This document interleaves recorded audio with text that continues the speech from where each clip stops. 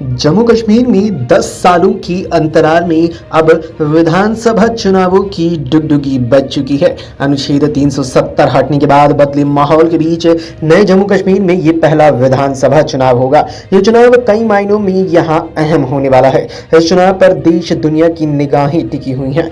इस चुनाव के लिए लोकसभा चुनाव की तरह किसी भी दल के बीच गठबंधन सामने नहीं दिख रहा है।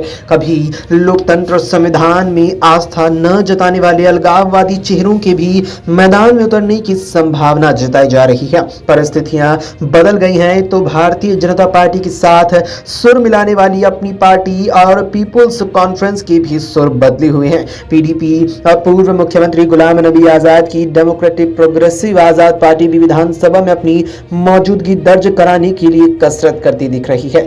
नवंबर दिसंबर 2014 में आखिरी विधानसभा जम्मू कश्मीर में हुई थी। तब जम्मू कश्मीर राज्य हुआ करता था। उस समय विधानसभा की 87 सीटें थीं, जिसमें 4 लद्दाख की थी। चुनाव के बाद पीडीपी बीजेपी की सरकार बनी, लेकिन 2018 में बीजेपी के समर्थन वापस लेने से सरकार गिर गई। इसके बाद से राज्य में राज्यपाल और उपराज्यपाल शासन है। 2019 में अनुच्छेद 370 खत्म हो गया, जिसके बाद जम्मू कश्मीर केंद्र शासित प्रदेश बन गया। विधानसभा की सीटें बढ़कर भी 90 हो गई। इनमें जम्मू संभाग में 43 और कश्मीर संभाग में 47 सीटें हैं। जम्मू संभाग में 6 सीटें बढ़ी, जबकि कश्मीर में 1।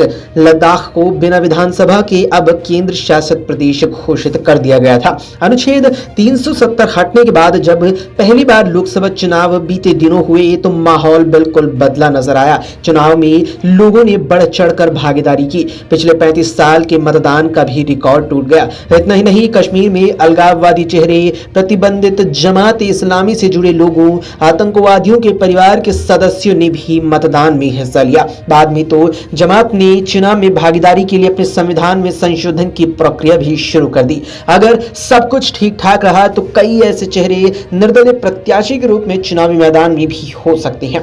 बताते चलिए कि परिसीमन में तमाम विधानसभा सीटों का सीमांकन बदल गया। कई इलाके काटकर नए विधानसभा से जोड़े गए। इससे चुनावी समीकरण सभी दलों के गड़बड़ा गए हैं। खासकर घाटी में कई दिग्गजों के विधानसभा हलके में बदलाव आ गया है। ऐसे में उनके सामने ढेर सारी चुनौतियां होंगी। जम्मू संभाग में मां वैष्णो देवी और बाहू के नाम से 2 नई सीटें बनी। इसी प्रकार कश्मीर में चरार शरीफ सीट बनी। इन सीटों के पहले विधायक बनने पर भी सभी की नजर है। पहाड़ियों को लंबे संघर्ष के बाद एसटी का दर्जा दिया गया है। इन्हें 10% आरक्षण भी मिला है। पहली बार एसटी के लिए विधानसभा की 9 सीटें आरक्षित की गई हैं।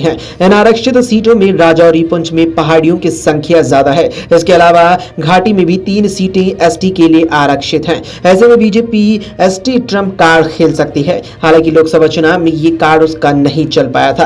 बीजेपी ने प्रत्याशी तो राजौरी अनंतनाग सीट से खड़े नहीं किए, लेकिन अपनी पार्टी को समर्थन दिया था। एसटी आरक्षण के बाद भी इस सीट पर नेशनल कॉन्फ्रेंस प्रत्याशी को भारी बढ़त मिली थी। पश्चिम पाकिस्तान रिफ्यूजियों में 1971 के विस्थापितों के साथ ही कस्टोडियन जमीन पर मालिकाना हक दिए जाने के फैसले का भी चुनाव पर असर पड़ सकता है। ये सभी लोग लंबे समय से जमीन का मालिकाना हक मांग रहे थे। माना जा रहा है कि चुनाव में इनकी भूमिका भी अहम होगी। इन्हें लुभाने के हर संभव प्रयास सभी दलों की ओर से किए जाएंगे।